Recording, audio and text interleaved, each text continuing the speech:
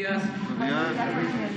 Ánimo. Estoy recordando de una anécdota, no sé si sea cierto, creo que los historiadores nos podrían ayudar, sobre Villa, sobre Francisco Villa, que alentaba a sus dorados cuando la situación estaba complicada. Siempre decía, ánimo, que lo que viene está peor. Y algo así, yo creo que Pedro o Felipe Ávila nos pueden decir. A lo mejor no es cierto, es parte de los dichos populares. En Tabasco sí se dice. Y lo mejor es lo peor que se va a poner. Pero eso de ánimo, la verdad es que vamos bien, muy bien. Y como decía un boxeador famoso, todo se lo debemos a nuestro pueblo. Él decía otra cosa. Y sí, todo se lo debemos a nuestro manager, que es el pueblo de México. Por eso vamos bien. A ver, vamos, la primera fila, 4. Y luego 3.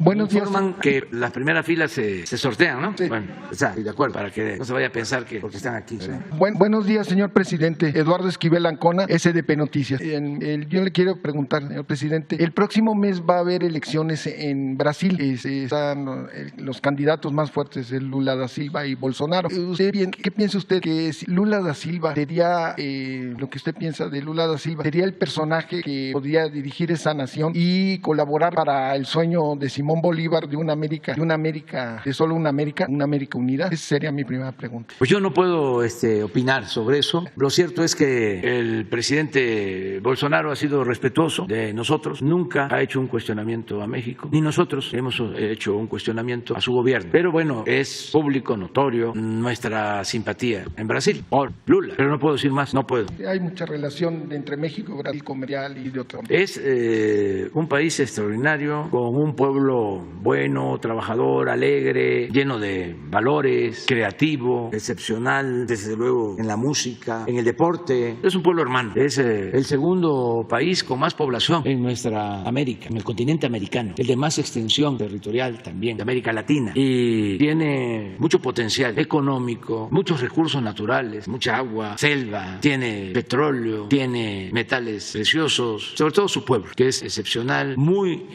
democrático. Han padecido de dictaduras y han salido adelante y han luchado durante mucho tiempo. Entonces yo deseo que el pueblo de Brasil decida libremente lo que ellos consideren mejor para su país. En una segunda pregunta, hemos estado analizando en SDP Noticias al Poder Judicial y vemos que no hay una métrica para medir su eficiencia.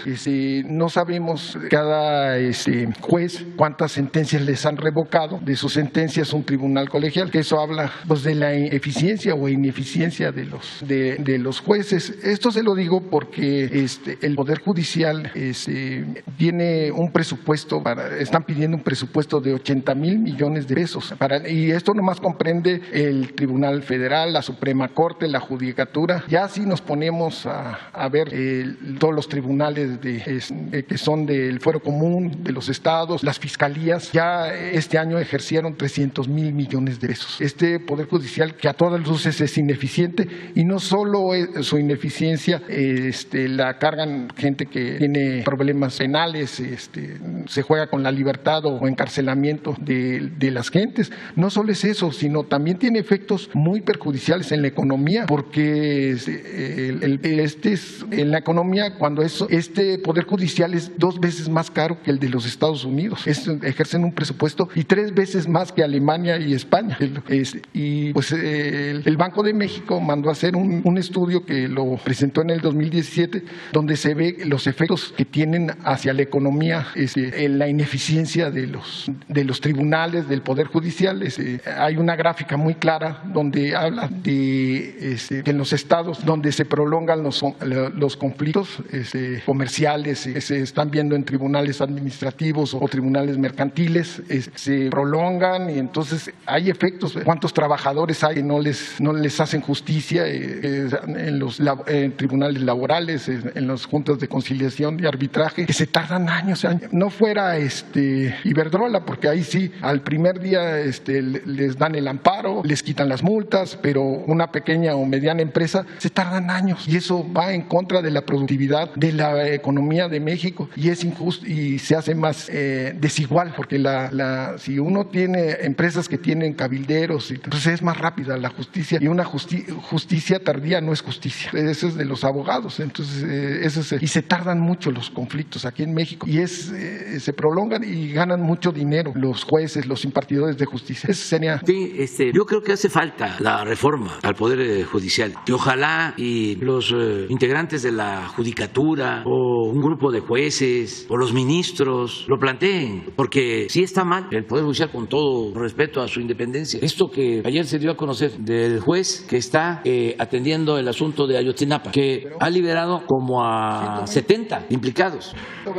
120 implicados. Y saben que todo tiene que ver con el supuesto debido proceso. Son fallas en la integración de los expedientes que presenta el Ministerio Público. O sea, forma, no fondo. Puede ser derecho, que está por verse, porque yo creo que eso es chueco. Pero sin duda no es justicia. Si estamos hablando de un caso de tremenda injusticia y porque no está bien presentada la denuncia por el Ministerio Público, ya con eso voy a resolver dejar en libertad a un presunto delincuente. ¿Por qué no se repone el procedimiento? ¿Qué no es juez? ¿Qué no tiene que ver con la justicia? ¿Quién lo nombró? ¿Por qué? El caso de Ayotzinapa, que tiene que ver con Guerrero, lo atiende un juez en Tamaulipas, pero en la frontera, que además vive en Estados Unidos, según información que se tiene, que hay que comprobar. ¿Cómo es eso? ¿Y va a ser pura denuncia? ¿Y van a seguir haciendo y deshaciendo? Pues tiene que haber una revisión de este proceder al interior del Poder Judicial. Esto no puede seguirse manteniendo así. Y que la autonomía de los jueces, no, pues si a esas vamos, ese juez es el Estado. ¿Quién lo eligió para ser el jefe del Estado? Porque él está por encima de todo. Tiene un poder omnímodo. Porque es autónomo. Esto hay que revisarlo, sin duda. No, por eso se está exponiendo aquí. Y mientras estemos nosotros, vamos a seguir insistiendo.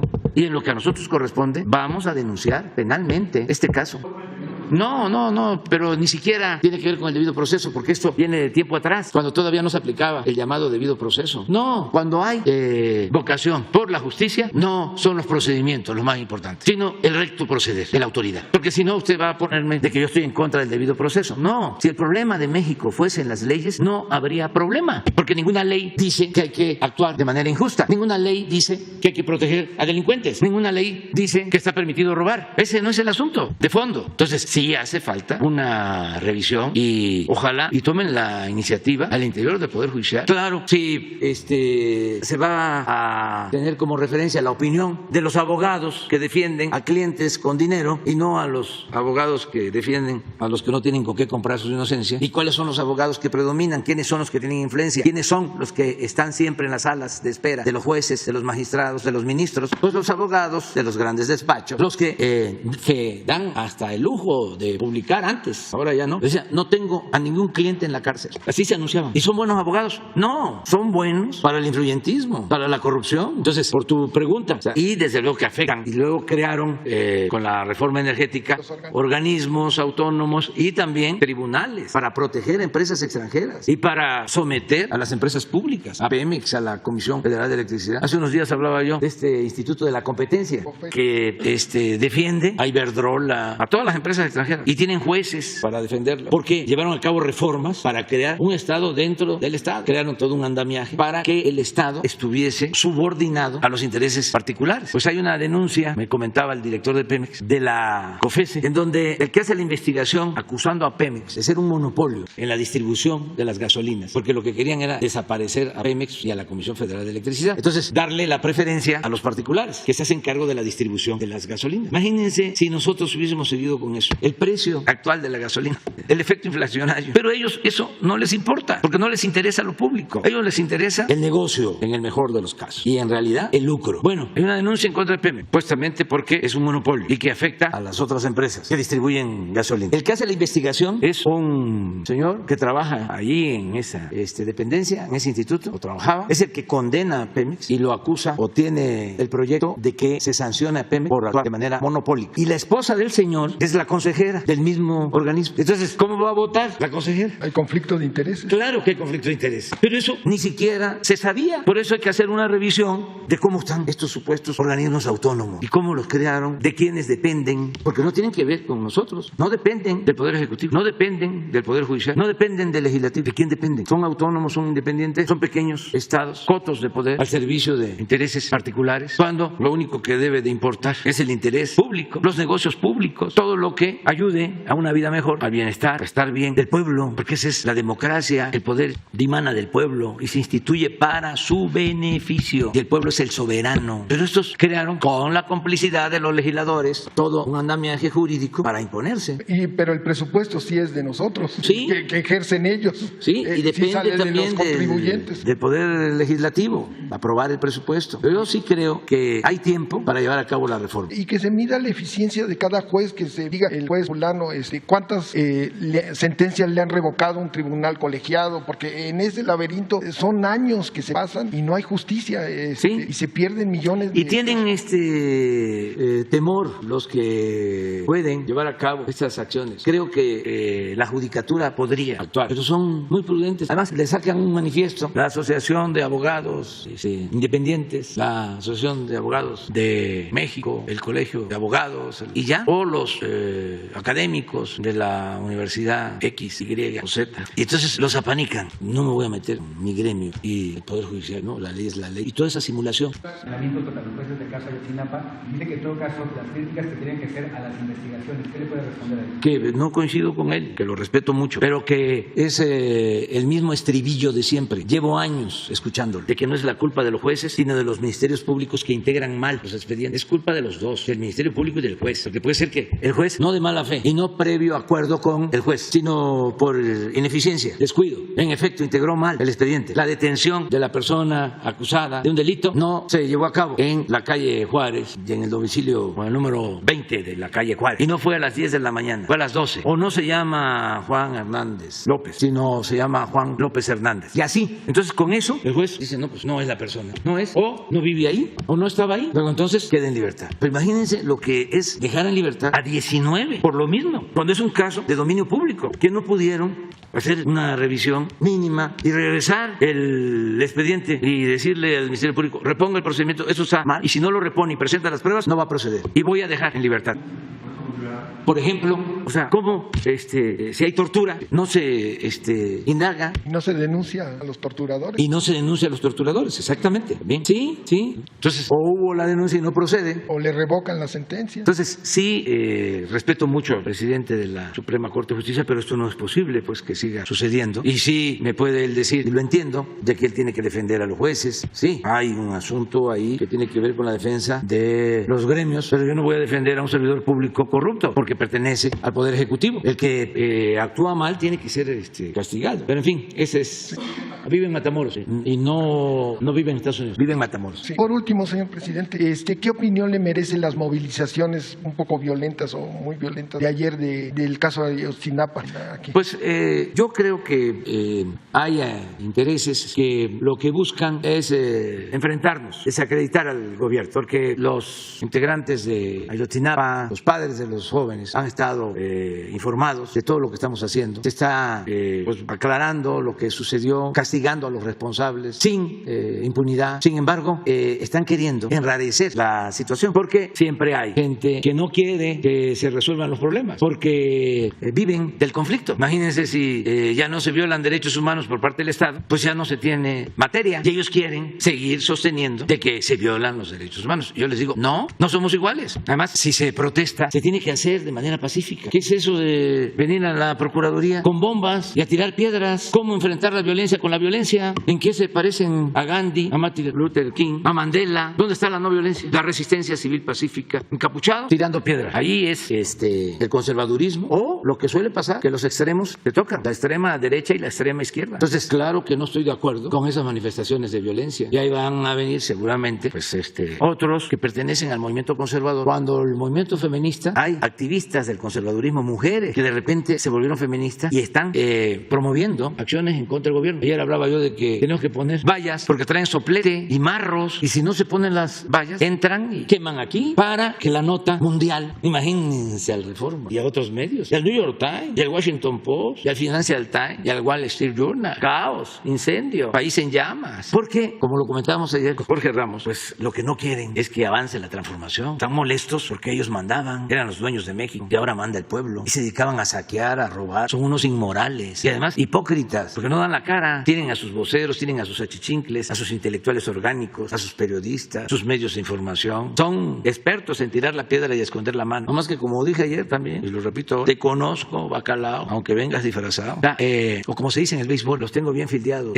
O cuando se coleccionan figuritas, esta ya la tengo, o esta película ya la vi. Entonces estamos en eso, pero bueno, ojalá y nadie se enoje y que todos participemos, que haya un debate sobre estos temas. Yo acepto, a mí me cuestionan todos los días, y hasta me insultan, no hay problema, ya están pendientes de todos. El día del temblor, yo me levanté, pues sonó la alarma, y no solo es la protección de la familia y de los que están aquí, sino del país. No solo estoy viendo cómo se mueven las lámparas, cómo rechina el edificio, truena, sino estoy pensando en los daños, en dónde fue, porque creo que depende de dónde se presenta el epicentro. Puede ser fuerte, pero si es en una zona de poca población, el daño es menor. Si está más cerca de ciudades, por ejemplo, cuando el epicentro es más cerca de la Ciudad de México, hay más riesgo. Entonces lo primero es dónde, y luego a buscar información, de hablar a los responsables, a los que tienen que dormir con las botas puestas. En la Secretaría de la Defensa, ahí sí, en el teléfono rojo, día y noche. Y ya hablo, y ahí de inmediato me dan información, o me dicen 2, 3 minutos, tenemos toda la información. Y ya me habla el general. Bueno, en una de esas, porque es importante informarle a la gente para que no nos angustiemos más de lo debido. Es muy importante informar. Entonces, en una de esas estaba hablando con el general en la oficina de Laurita, ¿sí? Que es su escritorio. Yo no podría trabajar sin Laurita. Ella lleva conmigo,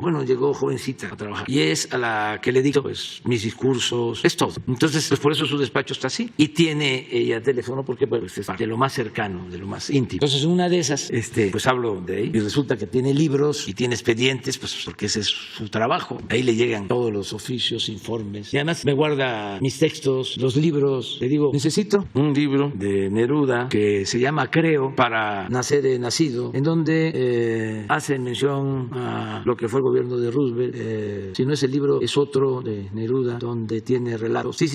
Y ahí va, y ahí está el libro, donde estoy escribiendo. Bueno, entonces, en una de esas estoy ahí y sacan. Miren, el desorden, ¿no? Es que es bastante trabajo. Y además, también cuando uno escribe, cuando uno tiene mucho trabajo, pues tiene un papel. Yo recuerdo, y salió una foto que es muy ilustrativa de lo que era Carlos Monsiváis, de cómo trabajaba. Recuerdo cuando el éxodo por la democracia, caminamos de Tabasco a la Ciudad de México casi un mes. Entonces, la última parada fue en Nesa, y luego entramos al día siguiente ya de Nesa al Zócalo. Y fue un acto espléndido, y la gente muy cariñosa, muy fraterna. Esto en 1991. Pero en la noche, me fue a buscar a Nesa, donde estábamos en el campamento, Rafael Baraja, porque necesitaba hacer mi discurso. Y me dice, vamos a pedirle a Carlos que nos ayude. Carlos Monsiváis, me consta, siempre le metía mano a todos los discursos de los movimientos opositores durante mucho tiempo, desde el 68 se ayudaba. Y era una cosa extraordinaria, porque llegamos, yo traía mi maleta, mi mochila, mis tenis desgastados, que eran mi trofeo, habíamos llegado. Y Rafael siempre ha tenido, no sé ahora, Volkswagen, y vamos a San Simón, a la Portales, ahí vivía Carlos, a su casa. Ya llegamos, estaba esperando, su escritorio, y me dice, ¿qué has escrito? Pues traigo este borrador. ¿Qué quieres decir? Pues quiero primero agradecer la solidaridad del pueblo, porque por donde pasábamos nos daban alimentos y nos hospedaban. La gente muy cariñosa, muy fraterna. Recuerdo que me fui a cortar el pelo el 24 de diciembre de 1990, en Perote. Ahí pasamos la Navidad, porque no querían reconocernos nuestros triunfos. Y cuando le dije,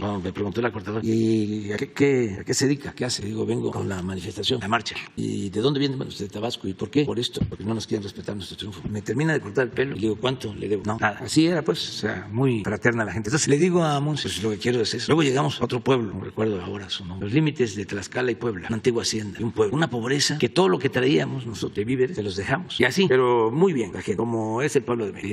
Santa Rita, aquí en Puebla, en el tramo de Santa Rita a Texmelucan, 33 kilómetros, lloviendo, de subida, llegamos a Texmelucan y también se portó la gente muy bien. Pero en fin, esa noche conocí por primera vez la oficina de Carlos Monsiváis, unos gatos arriba del escritorio, ahora puedes abrir más, bueno, y escuchando música, y a mano empecé a escribir con la música, y me dicen, pues no están los gatos, a ver, no se veía papeles, uno de los mejores escritores en la historia de México, y de los más solidarios, y comprometidos con los movimientos sociales, con la diversidad, con todos los movimientos. Bueno, el caso es que casi está platicando, y él escribiendo, y yo creo que no tardó ni 3 minutos, 5, y me dice, ahí está, esto te propongo, 3, 4 cuartillos. ¿Sí? Esa vez casi leí el texto íntegro, no le hice modificaciones. Cuando no le hice caso y discutimos un poco, nos teníamos mucha confianza, nos queríamos mucho. Fue cuando el discurso del desafuero, ese sí, lo hice en Palenque, y él había hecho otro, y le dije, no, quiero va a ser. No, pero que no va a gustar, por esto, no, sí, va a gustar. Pero todo esto por el escritorio de Laurita, a quien quiero muchísimo y que le ofrezco ofrezco disculpas por haber dado a conocer esto. Y en efecto, sí tengo varios escritorios y tengo varias oficinas, 2 o 3, donde trabajo, mis discursos es una, donde atiendo pues, personas de otros países es otra, donde trabajo con servidores públicos, el gobierno es otra, 2, 3 salas de juntas. Ya ustedes ya conocieron. Hay una sala de junta para llevar a cabo todos los días el gabinete de seguridad, otra sala de junta que se llama Trabajadores de la Salud, que se estableció cuando la pandemia, porque ahí nos seguimos reuniendo todos los lunes, pero en los tiempos difíciles casi era diario. Y otra, que es la Daniel Cabrera, un periodista, el hijo del Aguizote, que así se llamaba el periódico, don Daniel, de lo mejor como periodista, lo mejor de México en toda la historia, así como Ricardo Flores Magón, como Zarco, don Daniel excepcional, siempre luchador. Un pueblo del estado de Puebla. A ver, vamos a recordar. Daniel Cabrera, Zacatlán de las Manzanas. Muy bien. Bueno, pues ya, adelante. Gracias, presidente. Buenos días. Ayer se dieron a conocer cifras de inflación impulsada por el pollo, por el huevo, la tortilla. Preguntarle a qué acuerdo se llegó con los productores en la reunión que tuvo antier. Fue muy buena reunión. Les agradezco mucho a los productores, a los comerciantes. Se está trabajando de manera conjunta. Lo importante es que se logró el acuerdo unánime de mantener precios sin aumentos de productos básicos, alimentos. Llegamos a ese acuerdo. Y a otros, lo importante es que todos estuvieron de acuerdo en ayudar. Hasta les dije, yo sabía que ustedes iban a estar a la altura de las circunstancias y que nos iban a ayudar. Y les dije, ¿y saben por qué? Todos están ayudando. Por México, porque todos le debemos mucho a nuestro país. Y todos empezaron a tomar la palabra. Les expliqué de qué se trataba, de que teníamos que controlar la inflación. Les expliqué de que la parte energética dependía de nosotros y que teníamos control, pero que el problema era en el precio de los alimentos. Y que entendía yo que estaban subiendo insumos, materias primas en el mundo, porque es una inflación mundial, pero que podíamos actuar y controlar la inflación, porque causa mucho daño. Y empezaron a pedir la palabra y desde el primero nosotros apoyamos. Y luego el segundo, el tercero, todos. Y quedamos en que se está trabajando. El plan es reforzar lo que ya se había hecho, pero ahora con más profundidad. ¿Cómo se reforzaría? Definiendo muy claramente los precios de la canasta básica, que no hay aumentos. ¿Precio máximo, precio fijo? Algo así, pero no es control de precios. O sea, se va a llegar a un acuerdo, decir, esta canasta de 24 productos, y si es posible se va a ampliar, va a costar tanto y por producto tanto, porque participaron productores, distribuidores, industriales, los más importantes. En la distribución, por ejemplo, que yo recuerdo, hablaron los 3 directivos, dueños de las 3 principales distribuidoras o tiendas o cadenas de tiendas. El primero fue el de Soriana, luego el señor Chedraui y luego el representante de Walmart. Eso por lo que tiene que ver con el comercio. Pero estaban los que distribuyen la harina de maíz, que tiene que ver con la tortilla. ¿En qué quedó lo de Maseca? Estuvo el director dueño de Maseca, Juan González, y estuvo la dueña gerente de Minsa. Y los principales productores de pollo, huevo, nos importa mucho el precio de la carne de pollo, los huevos, carne de res, los 2 principales productores o empresarios del atún y otros más. Estuvieron los 2 productores principales y distribuidores de carne, un señor de San Luis y Mi Carne o Su Carne. Su Carne. Su Carne, Jesús Vizcarra. Todos muy solidarios. Ofrezco disculpas porque pues no los puedo mencionar a todos, pero sí quedamos en que el día 3 de octubre los invité para que vengan con ustedes en la mañanera y ya se dé a conocer el plan. De modo que ya no me sigan preguntando porque si no, ¿qué vamos a decir entonces? Presidente, solamente en el tema de Maseca, usted había dicho que había el compromiso de no subir la harina hasta febrero, pero a productores de tortilla dicen que ya se lo subieron en agosto, que ya hubo un incremento. Sí, se está buscando la forma de hacer una revisión para que sea lo justo. Ellos van a ayudar y es un asunto de confianza y se hace por el país, porque este país merece todo, nuestro pueblo merece todo. Entonces ellos están en muy buen plan. Entonces esperemos para el día lunes 3, porque no solo es esto, sino son otras medidas, pero vamos a detener la inflación, porque nos afecta a todos, porque perdemos poder adquisitivo, sobre todo la gente más humilde, la gente más pobre, les rinde menos su dinero. Entonces, en el caso de los combustibles, no hay aumento de precios de gasolinas, de diésel, de luz, nada. Pero en el caso de los alimentos, como no somos autosuficientes en alimentos y se tienen muchos que importar y aumentó el precio de las materias primas en el mundo, pandemia y guerra. Sin embargo, por la decisión que tomamos antes que otros, nosotros tenemos una inflación menor que otros países, sobre todo en energético, porque decidimos no aumentar los precios de las gasolinas y del diésel y de la luz. Sin embargo, en el componente de alimentos sí hemos tenido un incremento. Ahora que dio a conocer ayer el INEGI el aumento, que fue muy poco, tiene que ver con alimentos. Creo que es 0.4 y fue alimentos, que eso es lo que vamos a atender con este plan. Y tendría también que en las revisiones salariales, en la propia revisión del salario mínimo, haber un incremento mayor, porque si bien se ha recuperado el salario en este sexenio, pues con esta inflación tampoco alcanza, ¿no? Sí, eso se va a ver en su momento. Sí va a haber un aumento al salario mínimo considerable. También analizando lo que corresponde y procurar que el aumento, como lo hemos hecho en otros casos, en 3 casos ha sido por consenso el aumento. Es decir, el sector obrero, el sector empresarial y el gobierno. Hemos llegado al acuerdo. Solo en un caso no hubo acuerdo, solo del sector obrero y del gobierno. El sector empresarial no aceptó. Pero como hicimos mayoría, sí hubo el aumento, pero solo en un caso. Y eso al interior del sector empresarial produjo diferencias, porque habían organizaciones empresariales que sí querían que se incrementara, como lo propuso el gobierno y el sector obrero, sindical. Pero bueno, somos libres y vamos a procurar ahora llegar a un acuerdo. Gracias, presidente. Y en otro tema... Lo que sí es importante destacar es que durante todo el periodo neoliberal, el salario mínimo perdió poder de compra. Eso que no se nos olvide. Casi 30 años. Esto fue una infamia lo que hicieron, porque el salario mínimo perdió cerca del 70% de su capacidad de compra en el periodo neoliberal. Y el ejemplo que pongo es allá por 1980 o 85, hay un instituto de la UNAM que lleva un análisis permanente sobre poder adquisitivo del trabajo, del salario, y alcanzaba un salario mínimo para 50, 55 kilos de tortilla. Y cuando nosotros llegamos, ya habíamos llegado, agarramos en 5.5 kilos, de 55 a 5 kilos, el salario, 5 o 5 y medio, un salario. Entonces hemos aumentado 63% desde que llegamos, en términos reales, y en la frontera el doble. Bueno, con todo esto ya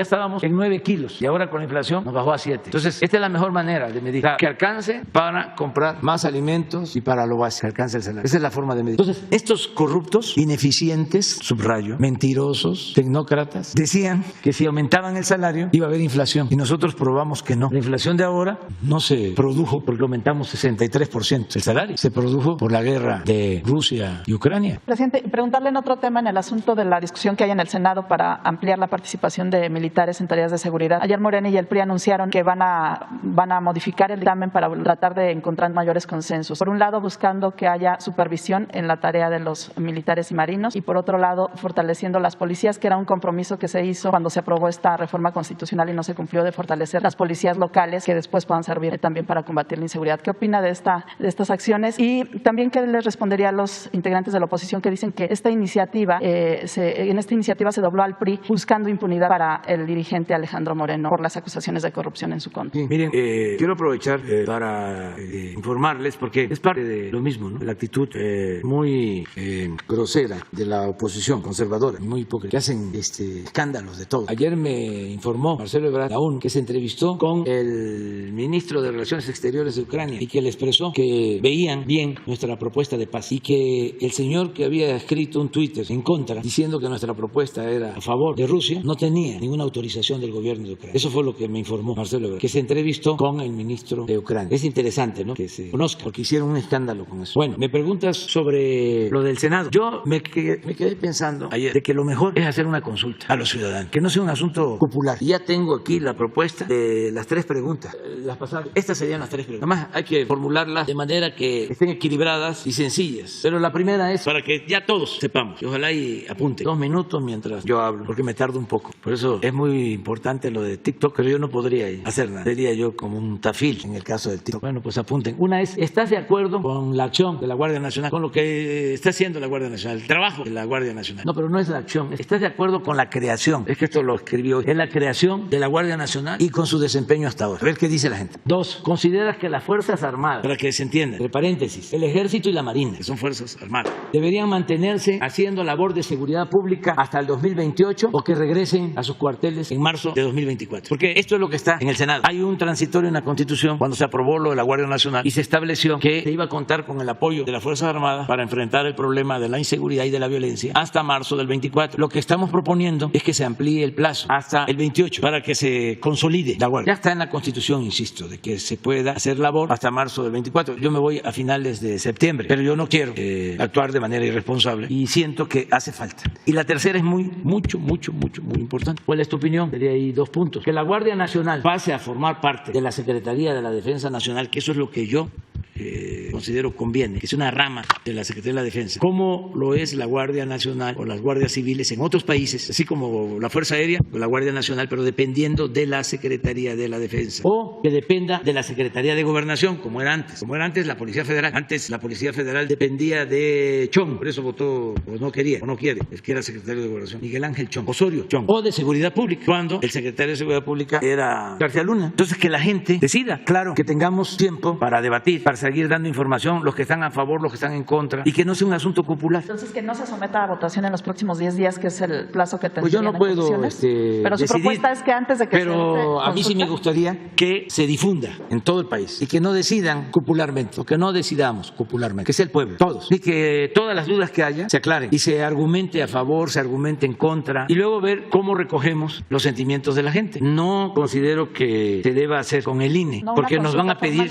No una consulta formal como está en la Constitución. Sí, no. Porque ahí lo impide. Hay que buscar legalmente si existe un mecanismo. Parece que sí se puede a través de la Subsecretaría de Gobernación. Legal. Aun cuando no sea vinculante. No una consulta formal como está en la ley. Formal, pero no encuesta. Porque se pueden hacer las dos cosas. Encuesta, pero al mismo tiempo que se le pregunte a la gente. Y no nos va a costar también porque vamos a participar todos y que participe la gente y que nos ayude la gente y que se pueda votar en casillas y también de manera electrónica y que también se puedan aplicar 2, 3 encuestas en su momento y recoger la opinión de todos para no estar supeditado a intereses de grupos y que sea el pueblo el que decida. ¿Qué fecha propone usted para la consulta? A mí me gustaría que, aunque nos lleve tiempo, que todo este año se promueva, todo este año, y que a principios del año próximo se lleve a cabo. Y también con libertad a los legisladores, que si ellos resuelven votar en 10 días, en 15 días, pues que lo hagan. Yo creo, porque yo era partidario de que se votara, con la idea de que yo iba a volver a insistir, porque no la voy a dejar así a la primera, porque es un asunto muy, muy, muy importante. Ya no quiero García Lunas, con todo respeto, palominos, no quiero la formación que se tenía en el CISEN de todas estas gentes, que sin ninguna formación en materia de seguridad pública, sin profesionalismo, solo por influyentismo, llegaron a situarse como jefes y violaron derechos humanos y nos llevaron a guerras y a pérdida de vidas humanas y desaparecidos y a la corrupción. ¿Qué es eso que un secretario de Seguridad Pública tenga residencias en Miami, en el extranjero? Yo no quiero eso. Y sí debe de procurarse que quede en la Constitución para que no se haga lo que se hizo también de utilizar a las Fuerzas Armadas de manera ilegal y que quede establecido como está, de que el comandante supremo de las Fuerzas Armadas es el que ocupa la presidencia. Es un civil electo democráticamente por el pueblo, hombre o mujer, y de él va a depender siempre, o de ella, la actuación de la Guardia Nacional y de la Secretaría de la Defensa y de la Secretaría de Marina. Y no hay ningún problema porque las dos instituciones han demostrado ser leales a la Constitución, al pueblo, y si han habido excesos, lo repito, han sido por las órdenes recibidas de civiles, en especial de los presidentes. En el 68, no hay duda, el presidente Díaz Ordaz en su informe se responsabilizó, Echeverría en su informe se responsabilizó de la represión del 71. Bueno, hasta el presidente Peña Nieto, en ese encuentro que tuvo en la Ibero, cuando lo de Atenco, asumió de que él era el responsable. Y eso no fue el uso del ejército, fue la policía. Pero nosotros no vamos nunca a reprimir al pueblo. Por eso, lo del llamado a los papás, a los jóvenes que están movilizándose ahora por la causa de Ayotzinapa. Mucho ojo, no se dejen, nosotros no vamos a reprimir y siempre vamos a estar del lado de la justicia. Y no traigan bombas molotov y no traigan piedras. Y no olviden que el soldado es pueblo uniformado. Conozco generales de división, sus padres ya de edad, allá andan. Conozco un caso, el papá de un general de división que está en activo todavía, el general, y el papá también en activo, porque ustedes saben que a los 65 años tienen que retirarse. Pues el general ya está por retirarse, ya debe estar cerca de los 65, pero todavía vive su papá en un pueblo de Oaxaca. ¿Y saben qué? Monta bicicleta y es parte del pueblo. El ejército mexicano, repito, no pertenece a la oligarquía, no es como otros ejércitos. El ejército mexicano surgió para enfrentar el autoritarismo, el golpe de Estado encabezado por Huerta y apoyado por los oligarcas. Así surgió el ejército actual. No es igual que otros ejércitos. Entonces todo esto se debe de tomar en cuenta. Y no voy a dejar de llamar a los senadores que votaron, no que votaron, que se manifestaron, que iban a votar y que estamos militarizando el país, mintiendo, exagerando, calumniando por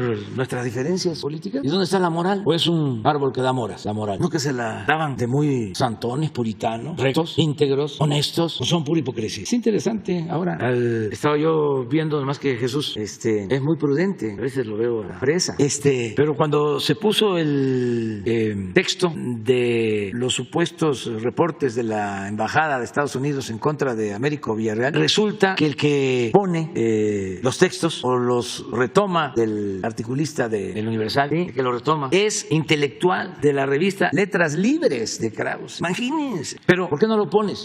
porque es interesantísimo lo que escribe. Estamos hablando de la supuesta cúpula del pensamiento, de la intelectualidad del país. El otro gran intelectual, Sheridan, que también ahorita lo vamos a poner, ya está más moderado Krause, pero estos son sus discípulos. ¿Quién es Oscar Castellón? Pues un intelectual de estos de letras libres. Y miren lo que escribe. No había visto el cable confidencial en el que el embajador Salazar le advierte a su gobierno que la secta obradorista, dice que es una secta muy peculiar porque nos está apoyando el 70% de los mexicanos. ¿Cuánto es el 70% de los ciudadanos mexicanos? Y somos como 85 millones de ciudadanos, 59 millones de personas formamos parte de la secta obradorista. Está usando dinero del narco para la campaña del Estado de México. Es un intelectual que afirma esto sin probar. ¿Dónde está la honestidad intelectual? Es una vulgaridad mental. Y sabía también que Obrador está construyendo un narco régimen militarizado. La verdad, yo no lo sabía. No me había dado cuenta que estaba yo construyendo un narco régimen militarizado.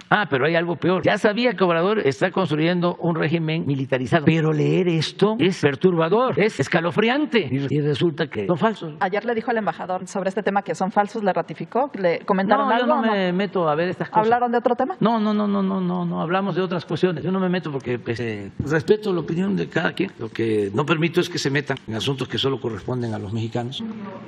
No. Pero lo conozco de hace tiempo, la vez pasada. Le expliqué, no, porque... no me meto en eso. No me meto, le tengo confianza a la gente. O sea, y sé quién es quién. Porque pues son muchos intereses. Y un intelectual se atreve a esto, imagínense, o un supuesto intelectual o periodista se atreve a esto, imagínense a lo que puede atreverse un politiquero. No me meto en eso, porque es que esto refleja bien, es una descomposición, es la decadencia de un régimen corrupto, de injusticias, de privilegios, es lo que está desapareciendo ante el nacimiento de lo nuevo. Por eso hablamos de transformación. Pero esto no podría darse, esa exageración, llaman ustedes volada, pues solo se puede producir cuando hay un estado de ánimo de mucha molestia, de mucha irritación. Eso no tiene que ver con la sensatez, los argumentos, el debate, la urbanidad política. Pero estamos hablando de una gente del medio intelectual. Claro, como ellos eran los más influyentes, pues son los más molestos. Un obrero, un campesino, un comerciante, pequeño, mediano empresario, incluso hasta un empresario grande, no está así, no padece tanto. Es como cuando una gente de un sector medio aspiracionista se ofende más que los oligarcas. Una vez me contaron en Aguasteca, en una cantina, llegó una gente, estaban otros en la mesa y eran los que tenían un poco más de recursos en el pueblo, ¿no? Tampoco. Y empezó a hablar en voz alta y a decir que eran muy ingratos y a lo mejor usaba otras palabras, los pudientes. Y cada vez gritaba más y más, hasta que se paró uno de la mesa y le dijo, oiga, ya deje de estar insultando. No, si a ustedes no les insulto. Estoy hablando de... Empezó a mencionar los personajes más ricos de México.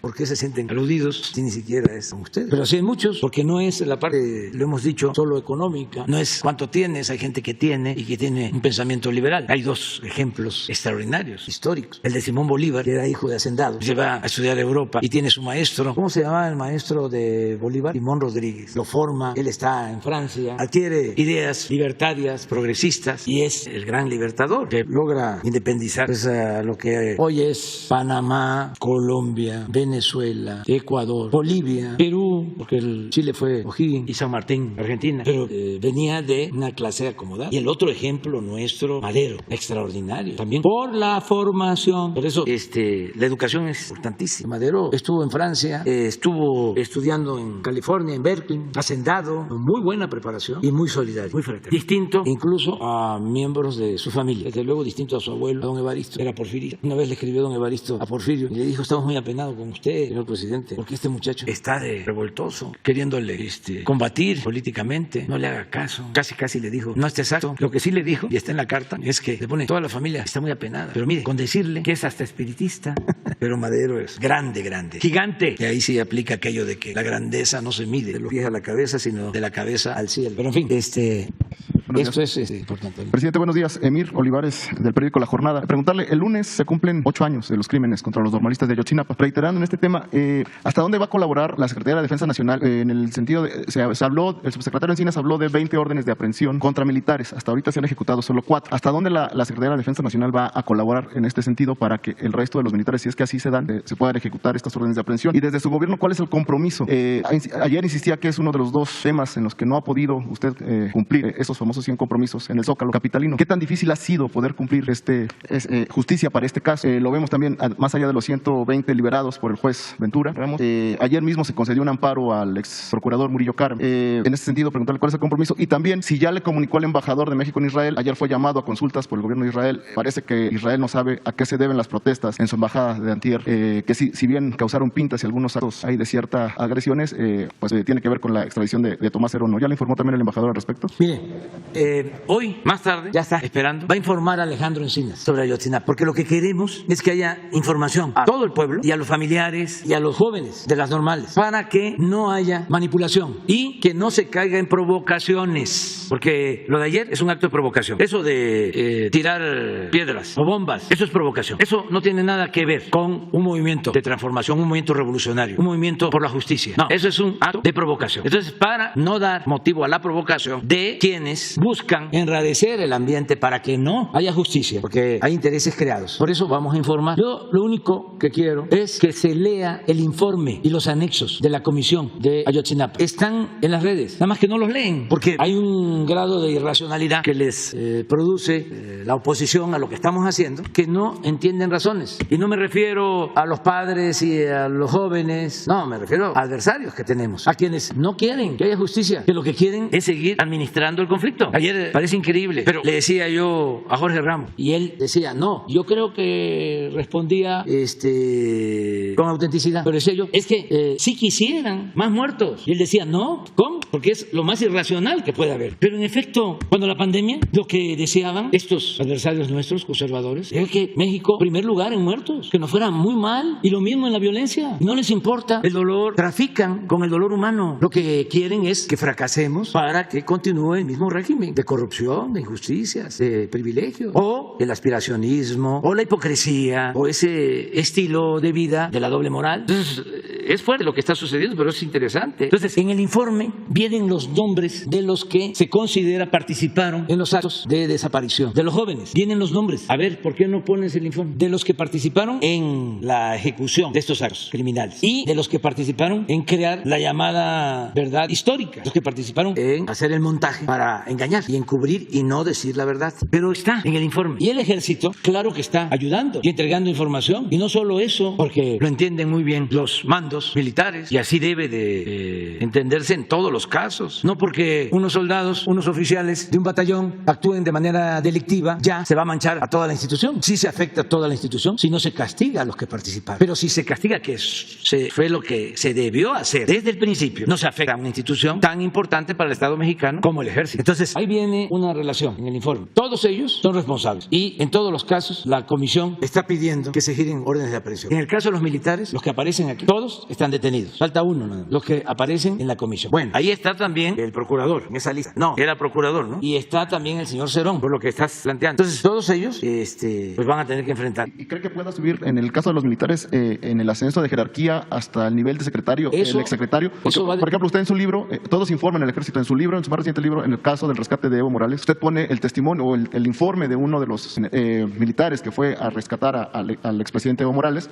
En el ejército todos informan. Entonces, seguramente puede tener la hipótesis de que el general secretario, el anterior general secretario, sabía o tenía conocimiento de mínimo un cable de lo que había sucedido en ese época. No, en este caso no ha habido información. Hay esta información sobre el comandante del batallón y también el comandante del batallón, que es un general, está detenido. Él va a testificar, tiene derecho a la defensa y él también tiene posibilidad de ampliar la declaración. Y a todos les pediría yo que ayudaran y que no se callaran nada. Pero sí es un avance muy importante. Nunca, por eso es el enojo también, porque nunca imaginaron que íbamos a actuar como lo estamos haciendo. Entonces se está actuando en función de un informe de la comisión. Les voy a decir algo. Yo conocí el informe, lo leí y me pareció sólido, me lo entregó Alejandro Encinas y cuando lo leí lo que le dije es ya, se tiene que proceder. Y eso fue lo que se hizo. Entonces también dijimos, esta es una parte del proceso muy importante porque se está deteniendo a autoridades que participan o presuntamente, como dirían los abogados, participan en la desaparición de los jóvenes. Y se está actuando también en contra de los que presuntamente participan en ocultar la verdad. Entonces es un proceso, van a declarar, en el caso caso del señor Cerón, hay una solicitud dirigida al gobierno de Israel. Yo mismo escribí una carta al primer ministro de Israel pidiéndole su colaboración. Y la respuesta que obtuve fue favorable, en el sentido de que ellos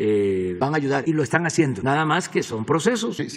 Pero no hay carpetazo. Ayer también vi un face de este Poncho. Me lo vas a poner también porque es muy claro, o sea, lo que está sucediendo. Pero primero, ¿por qué no pones el nombre de los responsables? Pero al principio no lo dieron a conocer.